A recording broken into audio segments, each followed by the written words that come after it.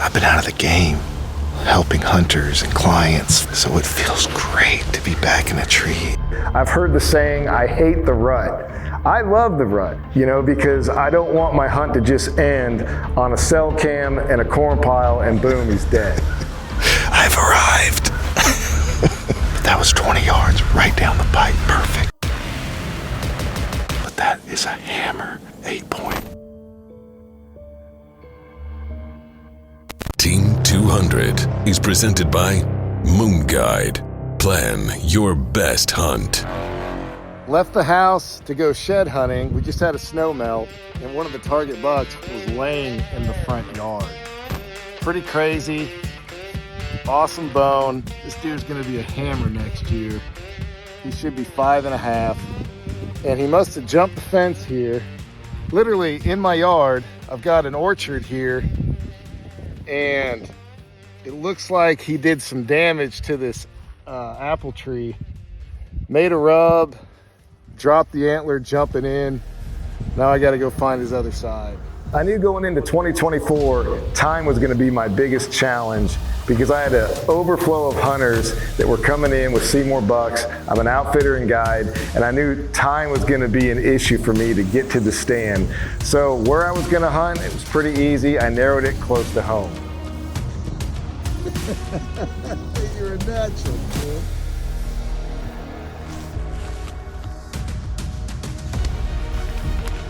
It's May, and I'm gearing up for summer velvet picks. Got the Whitetail Institute 30-06 with protein, and got my Tacticam reveal set up. As you can see, I'm using the solar to keep that lithium battery charged all summer long, and they usually hit this in the mornings coming back, or obviously at night. But it's that time of year, go time in Kansas. And basically we're taking summer inventory, and I had a pretty special buck show up. I got some early photos of him and he was framed out and looking good. And an interesting backstory on this deer, he was a mainframe 8-point. He shed really early the year before, like November. Something was wrong, came back the next year and had a giant dagger on his head popping out.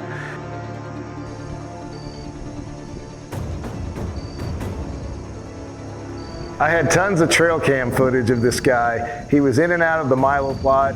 He was on the Banks feeder. I was really keeping tabs on him because he looked like he was gonna be a special buck. And the more he grew, the more I was like, I wanna go after this deer. And then I also had a tall 8 I was looking for. I know that deer. Beautiful tall 8-point. He needs another year or 2. And these 2 bucks, I would have been happy taking either one, but I just kind of figured which one was going to be around for the rut when I was going to start hunting. Well, I guess it's long overdue. It's November 1st. I can't believe it.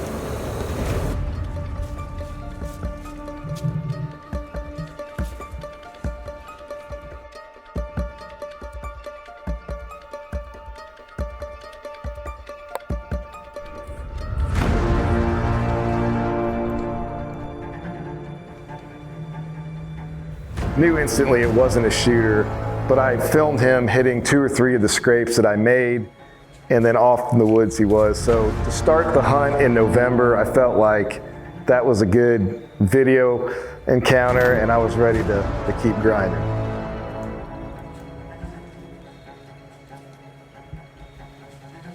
On November 3rd, I decided to hunt this top food plot on the scrape. And again, another 3.5-year-old, I looked down 15 yards and he's just going to town on another mock scrape.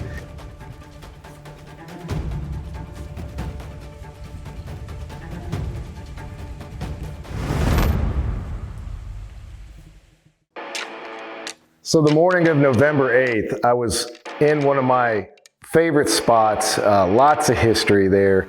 A lot of big bucks have been killed on this bench. I'm in a stand called the Triforce Tree. Dave Boise videoed me there the year before, passing a really nice 5-year-old 150-inch deer. This is where you go when you feel like the big boys are on the hoof and they're looking for a doe. And sure enough, I look over and I see the infamous tree going like this.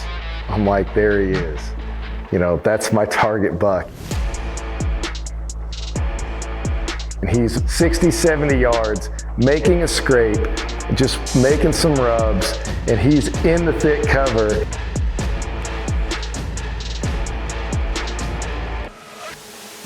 That looked like a pretty good buck. Ripping that scrape, we'll see November 8th, east wind, rain coming tonight. I think it's happening though, so I'm gonna sit as long as I can.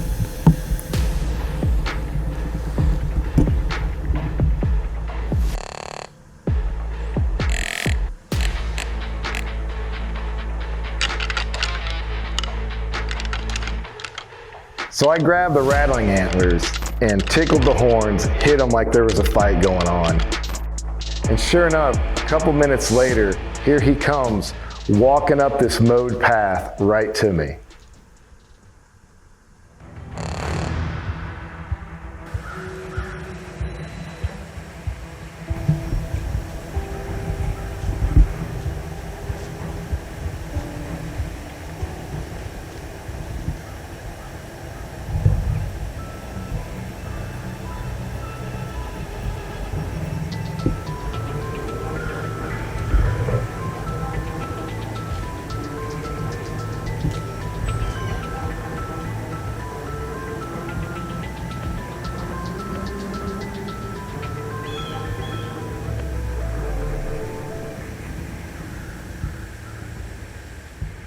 As smart bucks do, he's 45 yards, burning a hole in my tree. Felt like he was looking at me in the tree, but he wasn't. He was looking for the fight. And he didn't see anything he liked, so what's he do? What big deer do?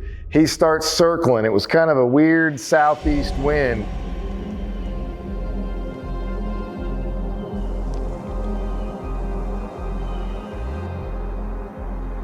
The buck picks something up. He kind of turns and starts walking away. He knows something ain't right, but he's not sure. He just didn't take off running. So he did your classic snort a little and walk away. And I felt a little defeated, a little regret, man, I should have shot, but really, nah. It was early in the rut. You know, he'll be around. And mornings like that is just what really makes it exciting. That deer's smart.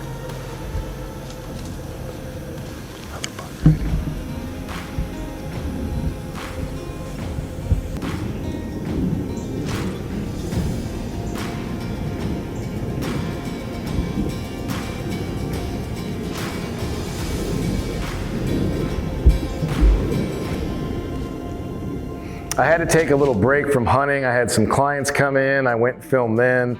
Had a great time, and to be honest, it's nice sometimes to take a break and reset everything.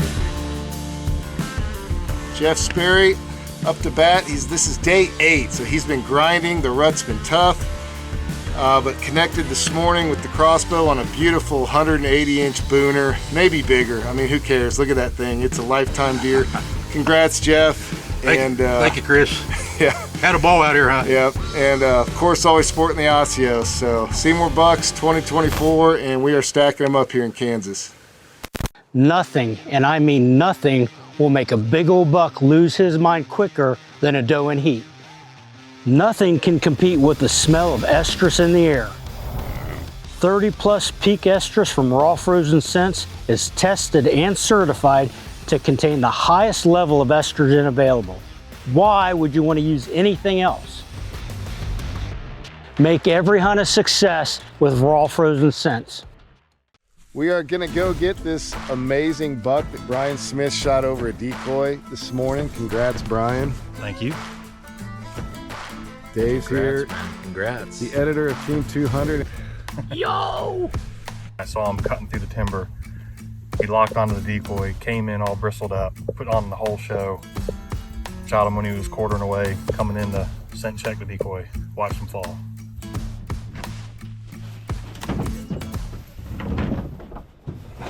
I took care of them. We had some success. So I'm back up to bat. It's November 19th.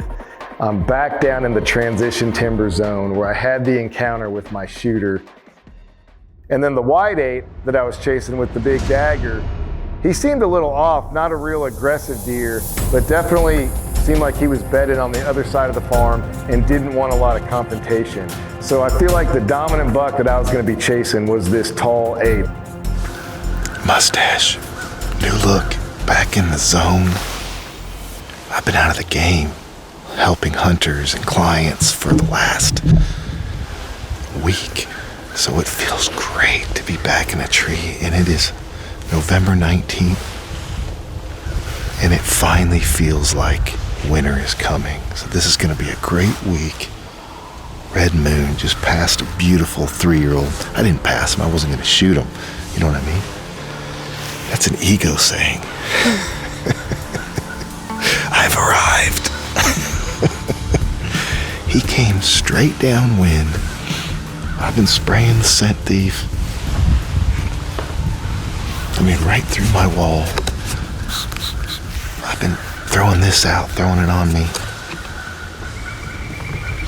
Plus you got ozonics going, so I need all the help I can get. But that was 20 yards right down the pipe, perfect. Stay tuned, folks. It's getting interesting in Kansas. It's getting interesting. As an outfitter and a guide and somebody that, you know, has to give some advice to hunters that want it, I have a thing called musical stands, and that's where they're bouncing around so much. And when you start getting into the rut, you can always hit it wrong. So sometimes consistency was good. Well, I was breaking my own rules because I was excited to hunt all these stands I hung. Nice pup, but not the ones I'm looking for.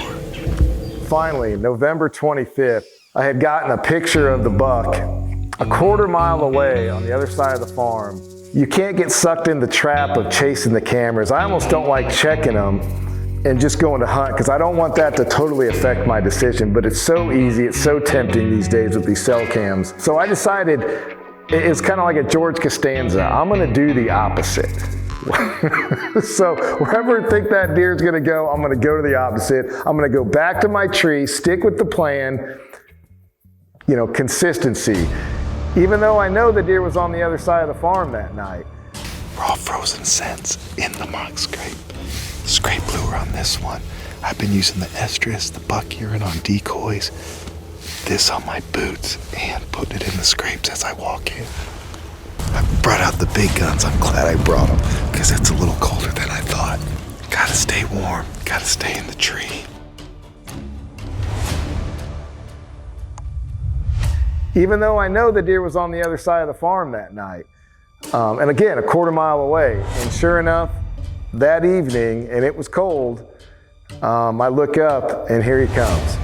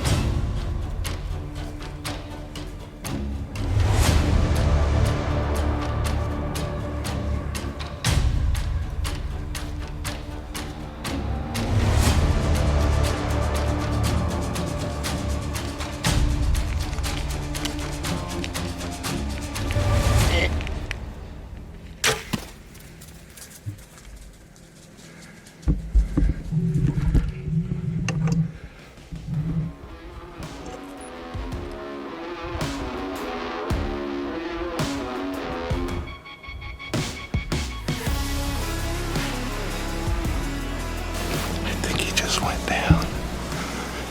Not a great hit. I definitely was back. Did the script perfect. That's my target deer. I can't believe it. I just need to play it smooth.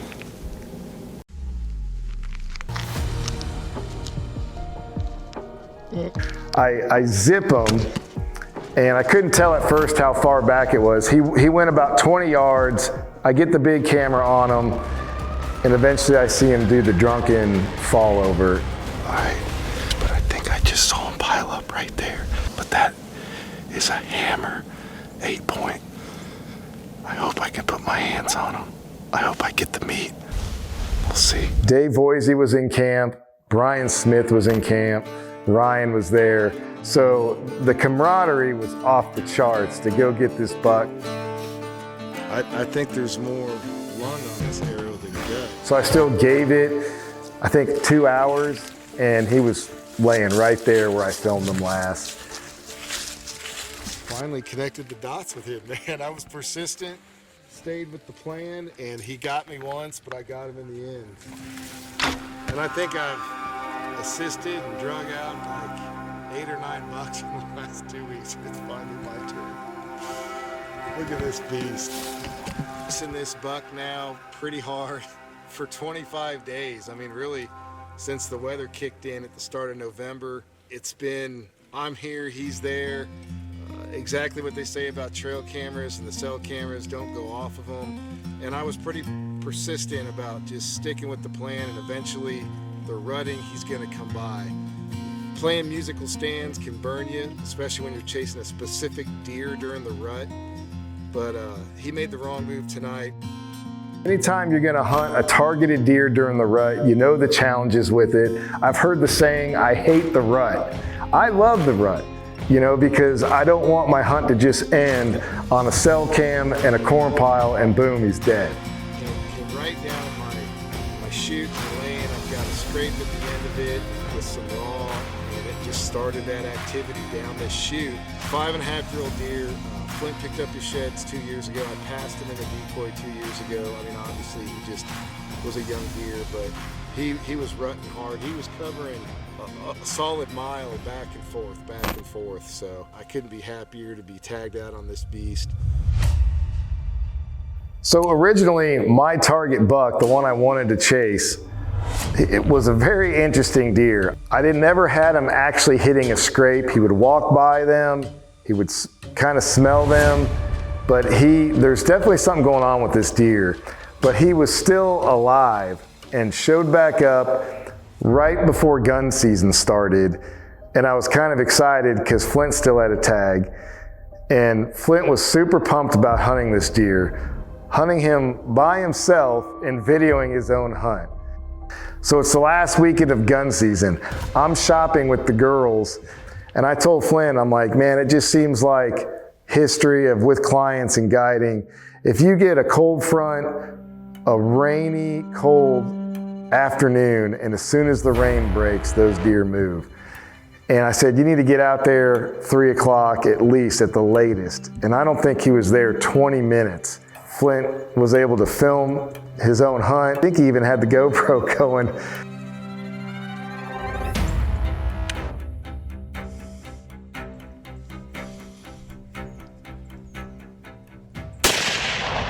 And drops that buck with the 6.5 Creedmoor. And he was so pumped.